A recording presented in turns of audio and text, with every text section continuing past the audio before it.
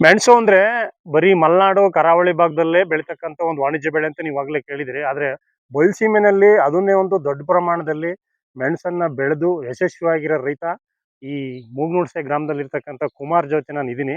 ಈ ಮೆಣಸು ಬೆಳೆ ಇದರಲ್ಲಿ ಹೇಗ್ ಬೆಳೆಯೋದು, ಬಯಲುಸೀಮೆನಲ್ಲಿ ಯಾವ ರೀತಿ ಬೆಳೆದ್ರೆ ಅನುಕೂಲ ಆಗುತ್ತೆ, ಯಾವ್ಯಾವ ಕ್ರಮ ಅನುಸರಿಸಬೇಕು ಅಂತ ಹೇಳಿ ಸ್ವತಃ ಅವ್ರು ನನ್ನ ಜೊತೆಗಿದ್ದಾರೆ ಅವ್ರ ತೋಟದಲ್ಲಿ.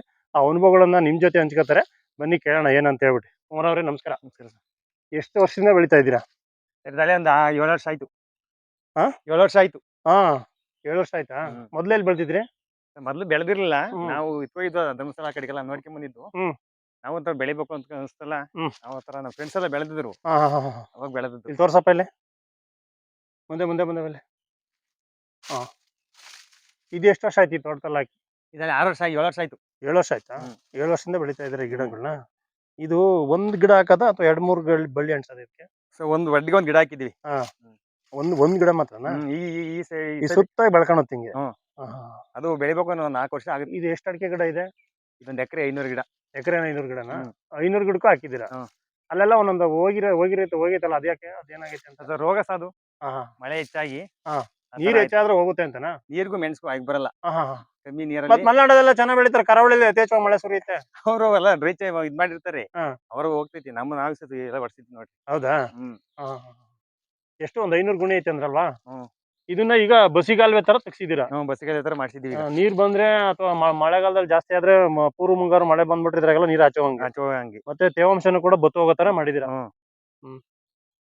ಬನ್ನಿ ಇವ್ರು 5 ಇದು ತಳಿ. ಇದು ಎಷ್ಟು ವರ್ಷ ಆಯ್ತು ನಾಟಿ ಮಾಡಿ? ಇದರಲ್ಲಿ 7 ವರ್ಷ ಆಯ್ತು. 7 ವರ್ಷ ಆಯ್ತಾ? ಹ್ಮ್. ಈ ತರ ಒಂದ್ ಗುಣಿನಲ್ಲಿ ವಾರ್ಷಿಕವಾಗಿ ಎಷ್ಟು ಬರುತ್ತೆ ಮೆಣಸು ಕೆಜಿ? ಅವರೇಜು ಒಂದು 4 ಕೆಜಿ 3.5 4 5 3.5-4 ಕೆಜಿ ಬರುತ್ತಾ? ವರ್ಷಕ್ಕೆ ಒಂದೇ ಕಟಾವ ಇದು? ಒಂದೇ ಕಟಾವು. ಹಾ. ಫೆಬ್ರವರಿ ತಿಂಗಳು ಮಾರ್ಚ್ ಎಂಡ್ಗೆ. ಹ್ಮ್. ಇದನ್ನೆಲ್ಲ ಕೊಯ್ಯೋದು ಹೆಂಗೆ? ಈ ತರ ಗೊನೆ ತರ ಬಿಡಿಸ್ಕೊಳ್ಳೋದು? ಗೊನೆ ಬಿಡಿಸಿ ಬರುತ್ತೆ. ಈ ತರ ಬಿಡಿಸಿರ್ಬೋದು. ಇದು ಯಾವಾಗ ಕೆಂಪಾಗಿರುತ್ತಾ? ಬಲ್ತೈತೆ ಅಂದ್ರೆ ಹೆಂಗ್ ಗೊತ್ತಾಗುತ್ತೆ?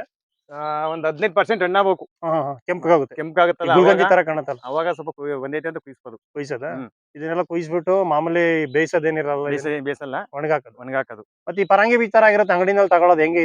ಇದೆಲ್ಲ ಹೊರಟೋಗಿರುತ್ತಾ? ಇಲ್ಲ ಬತ್ತಿರುತ್ತೆ. ಬತ್ತಿರುತ್ತೆ ಎಲ್ಲ ಇದೆ. ಇದು ಗ್ರೀನ್ ಇರುತ್ತಲ್ಲ ಹ್ಮ್. ಎಲ್ಲ ಡ್ರೈ ಆಗಿ ಬತ್ ಬಿಡುತ್ತೆ. ಕಪ್ಪು ಬರುತ್ತೆ. ಹಾ ಹಾ ಹಾ. ಹ್ಮ್. ಇದನ್ನೆಲ್ಲ ನೀವು ಮಾರ್ಕೆಟ್ಗೆ ಎಲ್ಲಿ ಹಾಕ್ತೀರಿ? ನಾವು ಸಕಲೇಶ್ಪುರ, ಹ್ಮ್. ಬಳೆಹೊನ್ನೂರು, ಆ ಕಡೆ ಹ್ಮ್. ಬಯಲುಸೀಮೆಯಲ್ಲಿ ಬೆಳೆದದ್ದ ಮತ್ತೆ ಕರಾವಳಿಗೆ ತಗೊಂಡೋಗ್ತೀರಾ? ಹ್ಮ್. ಯಾಕೆ ಇಲ್ಲಿ ಇಲ್ಲಿ ಮಾರ್ಕೆಟ್ ಇಲ್ವಾ? ಕಡಿಮೆ ಕೇಳ್ತಾರೆ ಎಲ್ಲ ಇಲ್ಲಿ. ಅಂಗಡಿಗಳು ಕೊಡ್ಬೇಕು, ಹ್ಮ್. ಮಾರ್ಕೆಟೇ ಇಲ್ಲ. ಅಲ್ಲಿವರೆಗೂ 100 ರೂಪಾಯಿ ಕಮ್ಮಿ ಕೇಳ್ತಾರೆ. ಹಾ ಹಾ.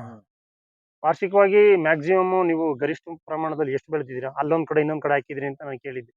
15 ಕ್ವಿಂಟಲ್ ಆಯ್ತು ಹೋದ ವರ್ಷ. 15 ಕ್ವಿಂಟಲ್? ಅದೊಂದು 5 ಗಿಡ ಹೋಗ್ಬಿಡ್ತು ಮಳೆ ಹೆಚ್ಚಾಗಿ ಹೋದ ವರ್ಷ. ಹಾ. ಅದು ಇದೊಂದು 30 ಕ್ವಿಂಟಲ್ ಆಗೋದು. ಹ್ಮ್.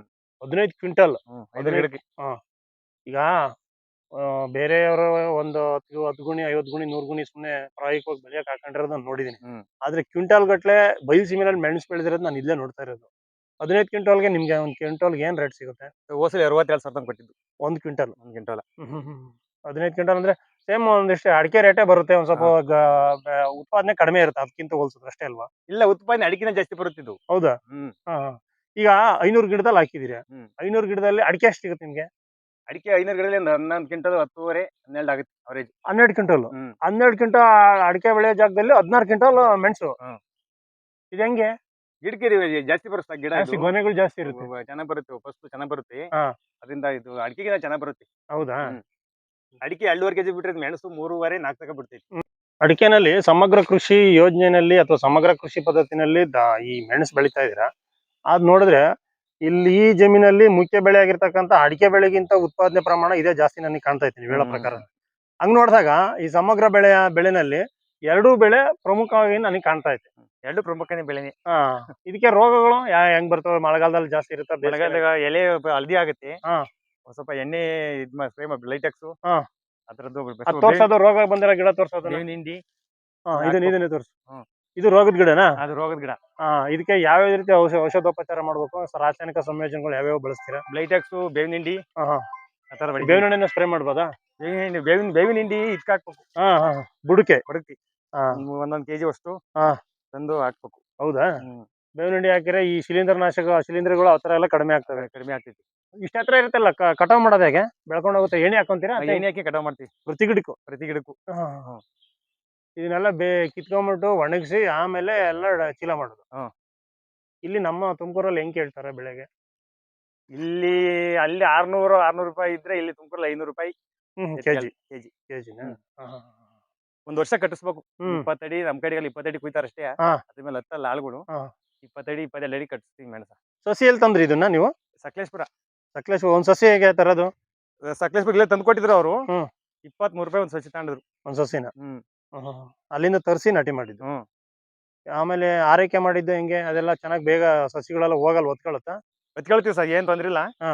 ಮಳೆಗಾಲದ ಮುಂಗಾರು ಹುಟ್ಟಿದಾಗ ಇದನ್ನ ನಾಟಿ ಮಾಡಕ್ಕೆ ಪ್ರಶಸ್ತ ಕಾಲ ಯಾವುದು?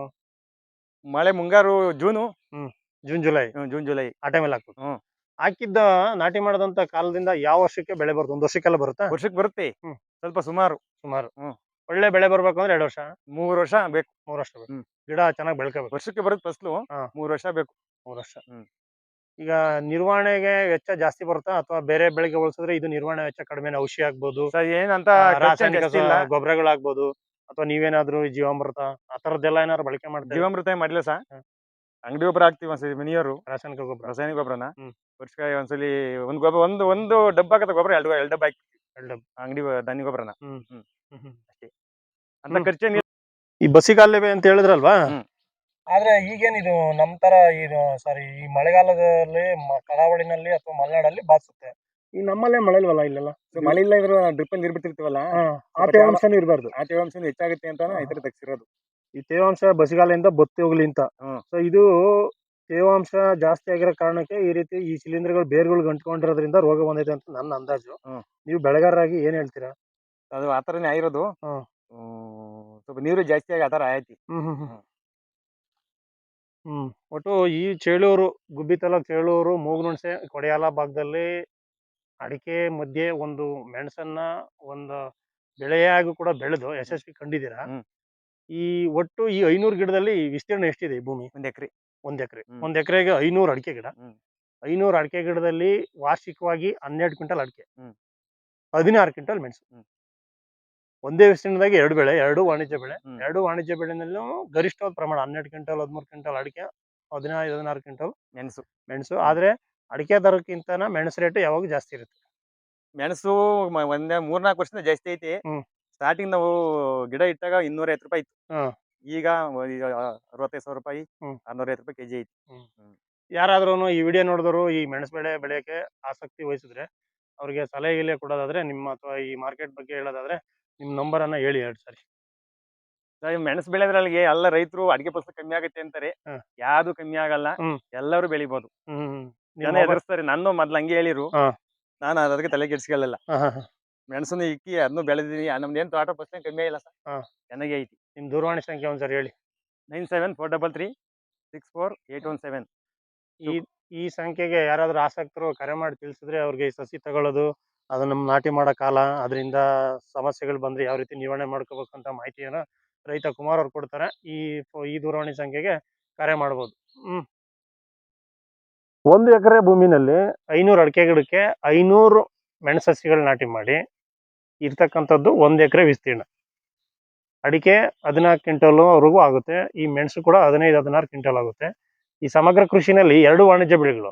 ಆದ್ರೆ ಈ ವಿಸ್ತೀರ್ಣದಲ್ಲಿ ಗರಿಷ್ಠ ಲಾಭ ಪಡ್ಕೊತಾ ಇದ್ದಾರೆ. 1 ಎಕರೆಗೆ 2 ಬೆಳೆಗಳಿಂದ ಸೇರಿ 12-13-14 ಲಕ್ಷ ರೂಪಾಯಿ ವಾರ್ಷಿಕವಾಗಿ ಗರಿಷ್ಠ ಸಂಪಾದನೆ ಮಾಡ್ತಾ ಇದ್ದಾರೆ. ಯಾಕೆ ರೈತರು ಈ ರೀತಿಯನ್ನ ಒಂದು ಸಮಗ್ರ ಬೆಳೆಯಾಗಿ ಬೇರೆ ಬೇರೆ ಬೆಳೆಗಳು ಬೆಳೆಸಿ ಆ ಲಾಭದಾಯಕ ಮಾಡ್ಕೋಬಾರ್ದು ಅನ್ನೋ ಪ್ರಶ್ನೆಗೆ ಕುಮಾರ್ ಅಂತೂ ಉತ್ತರ ಆಗಿದ್ದಾರೆ. ಎಲ್ಲಾ ರೈತರು ಈ ರೀತಿ ಅಳವಡಿಸ್ಕೋಬೇಕು. ಅವ್ರು ಕೂಡ ಪ್ರಾಯೋಗಿಕವಾಗಿ ಈ ರೀತಿ ಬೆಳೆಯನ್ನು ಬೆಳೆದು ಯಶಸ್ವಿಯಾಗಿದ್ದಾರೆ. ಬೇರೆ ರೈತರಿಗೂ ಕೂಡ ಈ ರೀತಿ ಒಂದು ದೊಡ್ಡ ದಾಯದಲ್ಲಿ ಅಡಿಕೆಗಳ ಇರ್ತಕ್ಕಂಥ ಪ್ಲೇಸ್ ಅಲ್ಲಿ ಜಾಗದಲ್ಲಿ ಈ ರೀತಿ ಒಂದು ದೊಡ್ಡ ಪ್ರಮಾಣದಲ್ಲಿ ಮೆಣಸನ್ನ ಬೆಳೆದು ಯಶಸ್ವಿ ಆಗ್ಬೋದು ಕೂಡ ಅಂತ ನನ್ನ ಅನಿಸಿಕೆ. ಕೊನೆಯದಾಗಿ ವಿಡಿಯೋ ಕೊನೆಯಲ್ಲಿ ಏನ್ ಹೇಳ್ತೀರಿ ರೈತರಿಗೆ ನೀವು ಸಲಹೆ? ಅಲ್ಲೇ ರೈತರು ಎಲ್ಲರೂ ಈ ತರ ಬೆಳೆದ್ರೆ ಹ್ಮ್. ನಮ್ಮ ಆರ್ಥಿಕ ಪರಿಸ್ಥಿತಿ ಸ್ವಲ್ಪ ಚೆನ್ನಾಗಾಗುತ್ತೆ. 2 ಬೆಳೆನೂ ಮಿಶ್ರ ಬೆಳೆಯಾಗಿ ಬೆಳಿಬಹುದು.